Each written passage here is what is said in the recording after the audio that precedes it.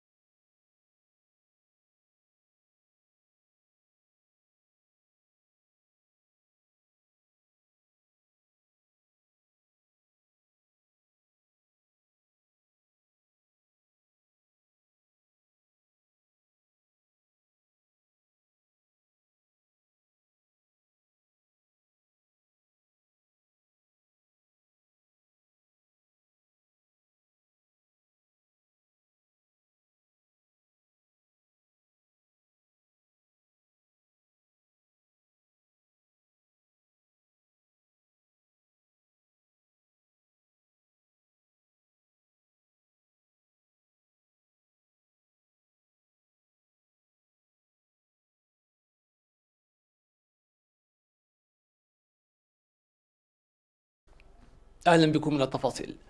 شهدت مدينة عصبة اليوم 9 مايو إهمال في تنفيذ التعليمات الصادرة لمكافحة وباء فيروس كورونا. وأفاد مراسل وكالة الأنباء الإثرية أن الكثافة في أعداد المشترين التي ظهرت في متاجر بيع اللحوم والدكاكين تنتهك التعليمات الصادرة وتحتاج إلى المتابعة الجادة. ورغم النتائج الإيجابية التي تحققت للحد من الوباء، إلا أنه يتوجب وضعا في الاعتبار لطبيعة انتشار المرض الالتزام المشدد بالتباعد الاجتماعي والمكوث في المنازل ونظافة الأيدي. في غضون ذلك يتطلب القيام بالمتابعة الجادة للزيادة الجنونية في الأسعار بالدكاكين بذريعة قلة المواد. وقد شهدت أيضا أسواق أسمر اليوم كثافة في الحركة وكذلك في المراكز التعاونية، مما يتطلب من الجهات المعنية القيام بالمراقبة المشددة لكونها تخرق التعليمات وتعرض للمخاطر الصحية.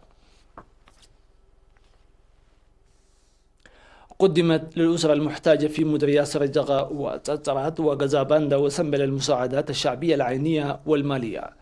وفي هذا الإطار تم توزيع 7 كنتال ذرة و12 ألف نقفة في ضحية عد كولوم بمديرية سرجغة، وكذلك ملابس بقيمة أكثر من 27 ألف نقفة مقدمة من معرض المناضل مرهاوي كبروم. كما وزع أيضا مبلغ 20 ألف نقفة من أعضاء جمعية باع المريم عدن قداء، و15 ألف نقفة مرسلة من أسرة محرك فلوم من هولندا. وقدم سكان كازين ومغركة أكثر من 37 ألف نقفة و8 كنتال ذرة، والمقاول العام الفني بعشا والقول 11 كنتال ذرة ومواد غذائية أخرى. وفي مديرية الترات قدم 89 من التجار 164 ألف نقفة. واحد المواطنين 200 يورو متجر سنايت للفلفل الأحمر كنتالين، وتاجرين أكثر من 6 كنتال ذرة ومواد استهلاكية للمحتاجين. وقرر 4 مواطنين مقيمين في المهجر إلقاء مدفوعات إيجارات منازلهم في تترات وترافولو. و5 مهاجرين من تترات من 27 مستأجر من شهر إلى شهرين. وقدم للمحتاجين في قلع الدعم المقدم من وحدات وزارة الدفاع في بلزة وفالينيكي والمكتب المركزي للشرطة. وقدم 76 من التجار في مديرية غازاباندا أكثر من 86 ألف نقفة، و9 من أصحاب المخابز أكثر من 31 ألف نقفة، وجمعية باع المريم غازاباندا أكثر من 10 آلاف نقفة.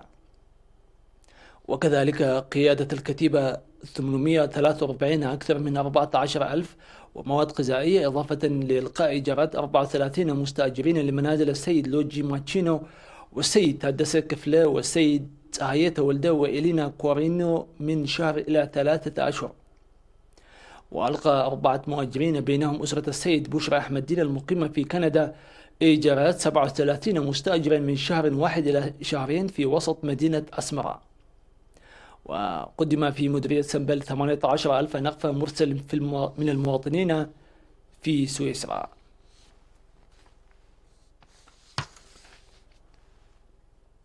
يقوم الشعب الإثري في الداخل والمهجر بتقديم التبرعات المالية والعينية لتمكين وزارة الصحة للتصدي لوباء فيروس كورونا والسيطرة عليه. وللمزيد من التفاصيل في سياق التقرير التالي. يواصل الإريتريون في الداخل والمهجر التبرعات بوسيلة أقوى للتصدي لفيروس كورونا. وأفادت المعلومات الواردة إلينا من وزارة الصحة بأن قيادة الجبهة الغربية قدمت 1,250,000 نقفة، وشركة سفيكو إريتريا الصينية ب258,000 نقفة، وشركة سيتشوا رود اند بريدج جروب 80,000 نقفة، وشركة زونغولو إريتريا ب27,000 نقفة، وشركة التعدين الجيولوجية الصينية ب100,000 نقفة، وشركة هاربر الهندسية الصينية في إريتريا ب27,000 نقفة، ومكتب شركة ZTE في إريتريا ب27,000 نقفة، وشركة زانغهينغ إريتريا ب27,000 نقفة، ومديرية أعالي القاش ب235,083 نقفة، وخدمات مياه بوشوكا ب100,000 نقفة، وبرنامج الإدخال والقروض بالإقليم الجنوبي ب56,393 نقفة، ومؤسسة مرهاو تسفازجي التجارية من أنغولا ب31,000 نقفة.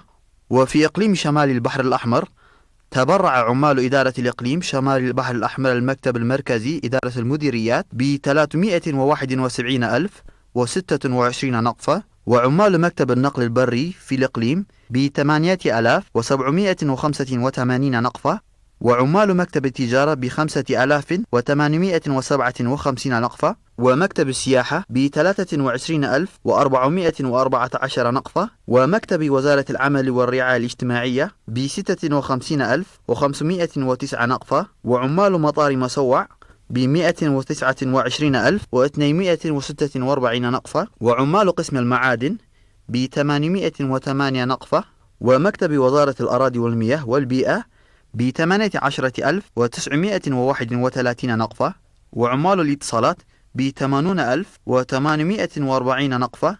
كما تبرعت لجنة مياه ضاحية شهاتي ب50,000 نقفة، وبلدة شامبوقة ب35,000 نقفة، ويوشوكا ب30,000 نقفة، وجمعية منتجي الخضر والفاكهة في شامبوقو ب20,000 نقفة، ومؤسسة روزا انترناشنال الخاصة ب15,000 نقفة، وأصحاب شاحنات صهاريج المياه بارونتو ب15,000 نقفة، ومجتمع أوغت ب10,000 نقفة، وتوتال خدمات يرجع ألم عقبة سلاسة ب12,000 نقفة، وجمعية العائدين من بريطانيا ب10,000 نقفة، وجمعية كدانة مهرت إمبادورهو ب10,000 نقفة، وإدارة دنبح مبرتي ب6,642 نقفة، وشركة كبايات الخاصة ب5,000 نقفة، وورشة ولد ميكائيل تخستب مرحانو ب5,000 نقفة، ومجلس الأوقاف مديرية الإقليم الأوسط ب5,000 نقفة، وجمعية حبن التعاونية لمعاقي معسكر دندن 5,000 نقفة،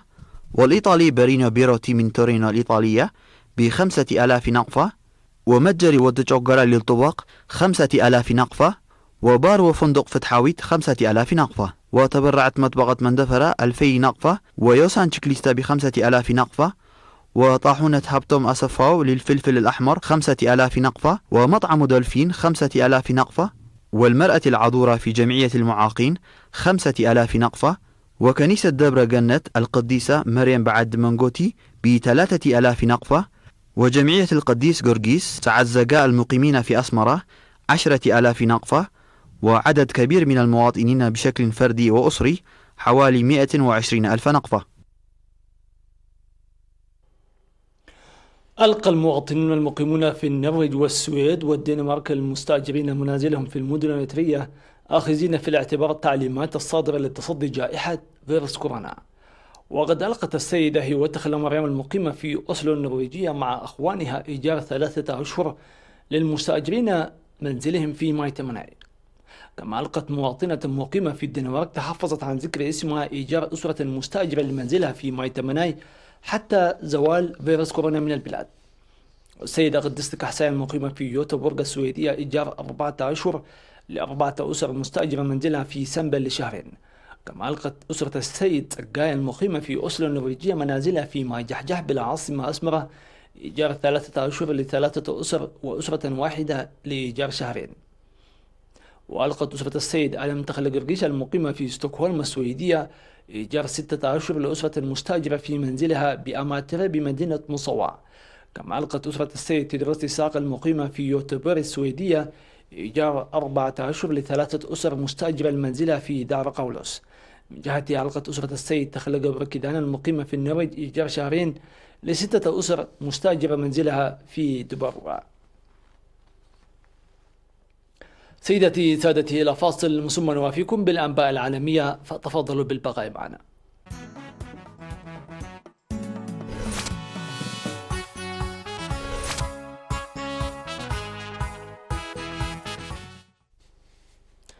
أهلا بكم من جديد. تتقدم دول كثيرة بحذر في اتجاه رفع الحجر المنزلي عن مواطنيها وسط مخاوف من حصول موجة ثانية من الإصابات بفيروس كورونا المستجد، فيما ضرب الوباء بصورة خاصة الولايات المتحدة التي تواجه نسبة بطالة غير مسبوقة منذ ثلاثينيات القرن الماضي. وبلغت الحصيلة اليومية للوفيات نتيجة وباء كورونا المستجد في الولايات المتحدة 1635 وفاة، بتراجع عن الحصيلة السابقة، مما يرفع العدد الإجمالي إلى 77,718 وفاة، وهي الأعلى في العالم. وتخطت الحصيلة العالمية 277 ألف قتيل، فيما تجاوزت عدد الحالات التي تم رصدها 4 ملايين إصابة، وهو رغم أدنى من العدد الفعلي في غياب فحوص كافية لكشف الإصابات. ولا يجمع العالم على موقف موحد حيال جائحة كوفيد-19، وبدأت عملية رفع الحجر في بعض الدول الأوروبية، غير أن الأكثر إصابة بالفيروس لا زال يتريث.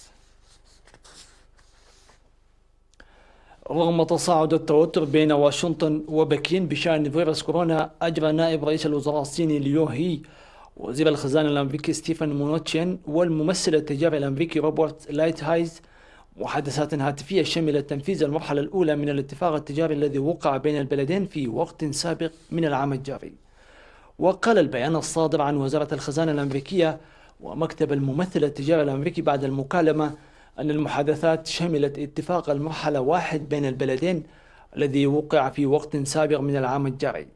وأضاف أن الجانبين اتفقا على وجود تقدم جيد جرى إحرازه لتلبية اتفاق المرحلة 1، وأنهما يتوقعان الوفاء بالالتزامات بموجب الاتفاق. وتأتي المحادثات في الوقت الذي تصاعد فيه التوتر بين واشنطن وبكين في الأيام الماضية بشأن منشأ فيروس كورونا.